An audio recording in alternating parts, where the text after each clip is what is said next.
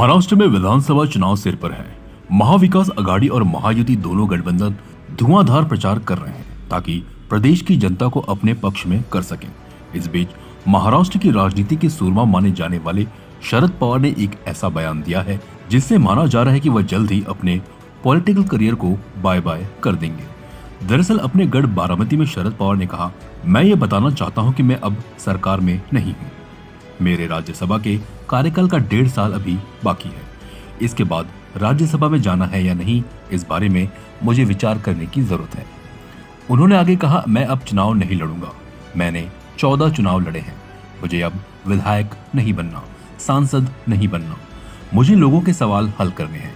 अगर हमारे विचारों की सरकार आती है तो सरकार के पीछे हम मजबूती से खड़े रहेंगे।